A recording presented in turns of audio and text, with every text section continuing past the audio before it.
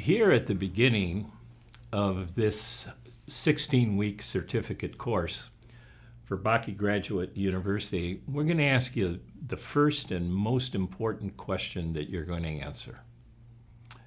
Do you hate fundraising? This is a question you have to answer really honestly. And if you think about it, the work that I did for the last 40 years or so was to meet with folks like you. And quite often they'd want to take down the tension in the room by telling me that they hated fundraising and to somehow, and my reaction always was the same. Well, thanks for coming in here and swimming in this sewer of money with me. It was always an awkward thing for me, because for me, I never hated fundraising because it always came to me as if God was endorsing the work we were doing. And that's what amazed me. Later, I learned how to do things in fundraising that didn't compromise my ethics, my sense of not manipulating, and that I felt honored both the giver and the mission where I was working. Some years ago, I was traveling in Myanmar, formerly known as Burma. It was my first time there, and I was staying in a small little hotel off the main street in a neighborhood. And in the morning when I woke up, jet lagged and disoriented as you do when you take long flights like that, and I was sitting out on the stoop of this hotel right on the street, and I saw this most incredible thing right at dawn. And that was a group of Buddhist monks in their saffron robes with their begging bowls in what looked like to me a conga line or a dance line. And they were going through a neighborhood with these begging bowls and stopping at every home. And when they'd stop at a home, the home owner would come out, usually the wife or the mother or the matriarch of the home, come out and put some rice in the begging bowl. And then they'd move on to the next house, rice in the second begging bowl, next house, rice in the third begging bowl. And there was around 20 or 25 of them. And I looked at that and learned some pretty important lessons. Most of us, when we first encounter fundraising, think of it as a begging bowl.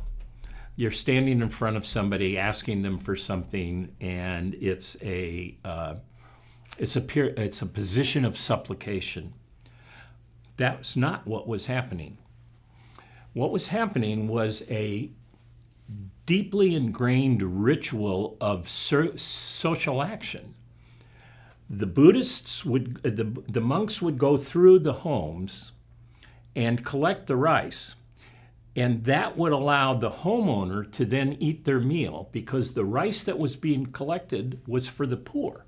So the monks would gather the rice for the poor, then they would go and feed the poor that rice, then they would eat their meal, and the homeowner would eat their meal after giving the rice. And this had been done for so long that it was a comforting ritual, that people knew that people were being fed in their neighborhood. At the same time, it puts into perspective this idea that fundraising is begging. And you have to get that out of your mind. It is not begging. In today's session, it will be important for us to understand just how important this task of funding and getting it right is. Think about this. Paul, who preached the gospel to the Gentiles across the known Roman world then, he spent a year of his life taking up an offering for the church that sent him out of Jerusalem, which was, once the Christians moved out after the persecution, it became very difficult to live there. And the church, those who remained were very poor. But they were the leaders of the earliest church, and so of the early church.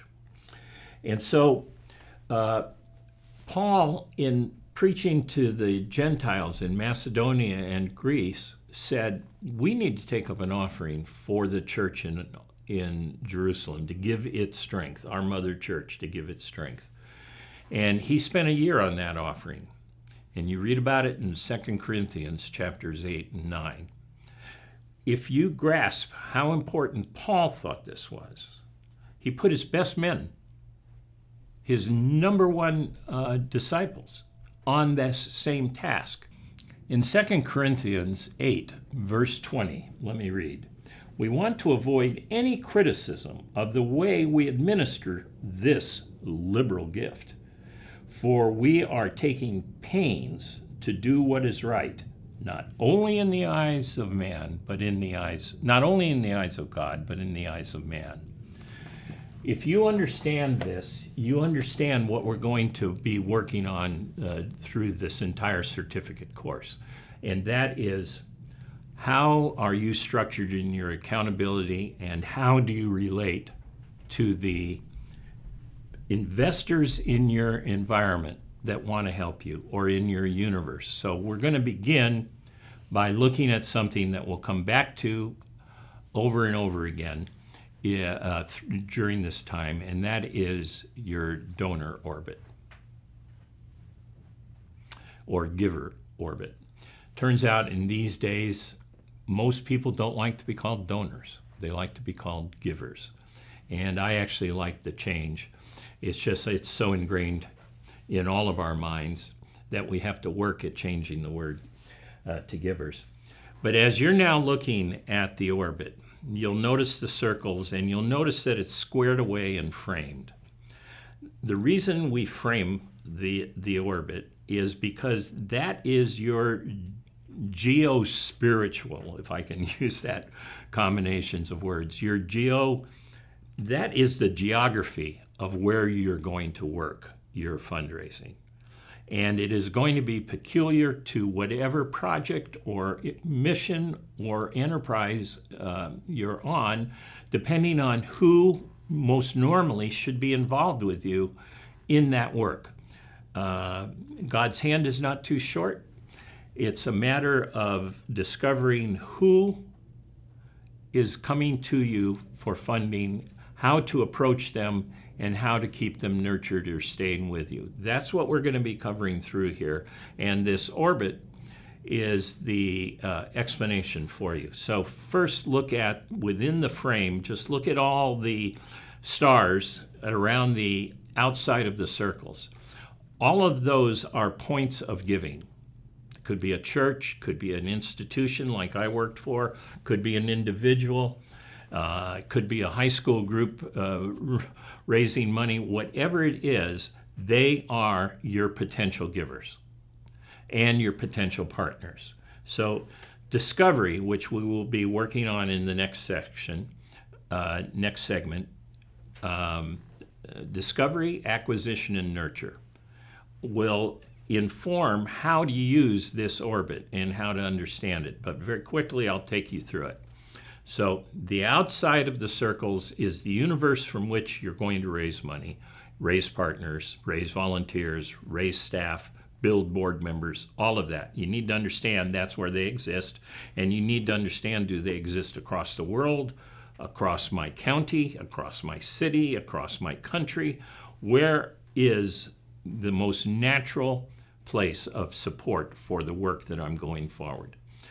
God's hand will encourage the giving to come from where it's supposed to come from when you put the work in. And so the first circle, when you look at the orbit, is the circle of acquaintance. And so in the fundraising lexicon that we're going to be using through here, the first task you do is discovery. That is, where are my givers? Where are my investors? Where are the people that are going to be a part of this work and that are concerned about what we're trying to accomplish? That's first and foremost. Second is, how do I bring them into the orbit? That is, how do they go from out in? And that's acquiring. That's the actual act of fundraising. That's actually presenting them offers, giving them a chance to invest with you, giving them a chance to give you a love gift, whatever it is. But that's that first level of gift. Of course, that's a lot of work. As some say, the hardest sale is the first one. In many ways, the hardest gift is the first one, because you're still figuring out how to tell people what it is you do and get them interested in being a participant with you. Those are not easy tasks. The third task, which is represented by the next circles in, is nurturing. And that is, once you've acquired someone, you've gone through the work of discovery, you've developed a fundraising campaign that brings them into knowledge of your work, and they actually give you a gift. What then happens? That is the third work of fundraising, and we call it nurture in this course. So we start with discovery, who's going to fund us? We start with acquisition, how do we connect with them? Then we go to nurture. And nurture is bringing someone to the fullness of their giving. Maybe they just want to make one gift. Maybe they want to make several small gifts. Maybe they want to make one gift and test and see how the experience with you is. And then they'll make a larger gift. You don't know, but you're encouraging that work. You're never manipulating. You're always encouraging, not manipulation. So what you're saying is that if you've given $500 to us to buy a goat for a family in a difficult place, can you give 5 more goats? If not, that's fine. We're thrilled with small gifts as well as large gifts. That's the work of nurture. And that's what we're going to be going through. So you're going to be focusing in this orbit on discovery, acquisition, and nurture.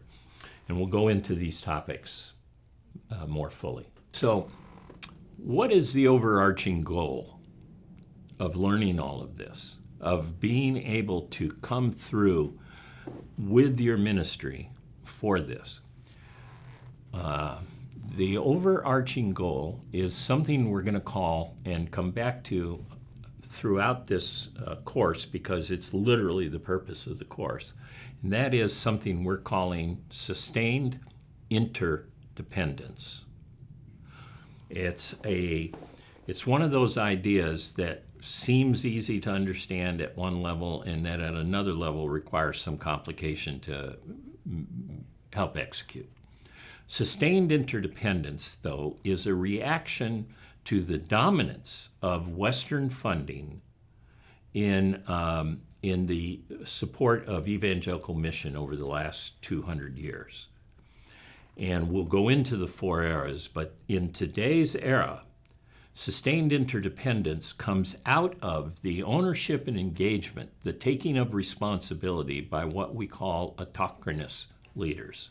If you're watching this video, it was designed for you. Autochthonous meaning native to your land. We use it instead of indigenous, so to separate around from original peoples to landed peoples, but who are of the nature and soil of that country. So that's what we're talking about, is autochthonous leaders. And in sustained interdependence, what we're looking at is how can you sustain your operation in a local accountability structure that is responsible to the local churches and Christians in your area, and at the same time find full funding for what might be perhaps your very expensive projects, your capital projects, and other things that might not be able to be sustained in local funding, and therefore create what we call the interdependence. So to us, the ideal model, and we teach to the ideal throughout this whole thing, the ideal model is that you are able to, in your primary place of work, sustain that place of work. Not necessarily your programs, but your staff and your office and your planning and your connection to your beneficiaries, whatever that is. Can you sustain that with local money? Money from your neighborhood. money from your town, money from your county, money from your country. The more it gets close and local to you, the stronger the accountability, the better your fundraising will go. We're not trying to put false rules on you that exist for no other purpose than to show you're good people. What we're trying to do here, and what we will accomplish, is how to be independent enough to be standing on your own, but interdependent like we all are with each other for accomplishing everything else you do. You're not doing the work yourself completely. You've got volunteers, you've got beneficiaries that need to understand what you're doing. You've got stakeholders and board members and givers that need what you're doing. You're right in the middle of all of that. And in these next 16 weeks, you're going to develop the tools to manage. Fundraising is actually time management. It's hard work. There is no magic to it except what God does with whatever you show up with. That's where the Spirit goes to work and you watch what things happen, and why fundraising is so joyful an exercise and not something to hate. Now, when we have sustained interdependence, that is a connection with it. Let's say that you're a ministry, you're a national, regional association of evangelicals, and you've been dependent on outside funding for your operation for the last 50 years. And it's gone well, but you're not getting far enough in with your churches. You're not getting the unity that you want. You need more staffing. You can't handle it with volunteers anymore. How do you start your funding? What is the sustained interdependence? What is it that keeps you moving ahead in your work, but also gives you the energy to attract, and the attractiveness, I should say, to bring in other givers who can complement your base of giving? We'll be talking about how to develop this, how to go. That's the fundraising we're going to be talking about, but we're going to be talking about your organization much more, because it is at the key to fundraising. But then, is this all work? Is fundraising just the hard work part of doing mission? Or is there something more going on? Is there something actually occurring when we do fundraising, or that should occur when we do fundraising? And that, in this course, we will call the communion of giving and receiving. That's what we're working for. Believe me, that's what you want when you do fundraising. You won't hate it after that, because what it becomes at that point, when you do this right, it becomes disciple making. Let me tell you a story. I was a new Christian. It was in 1976. I was broke, drunk, strung out, and had been robbed of everything I owned. And it was Thanksgiving, a holiday here in the United States where families get together. I hadn't been with mine in more than a decade. And here it was, Thanksgiving Eve, and I was beside myself with panic and hurt. And that night, my younger brother, stepbrother, took me to his church, and I found Christ on Thanksgiving Eve, 1976. I was deep in debt, no income, and really not much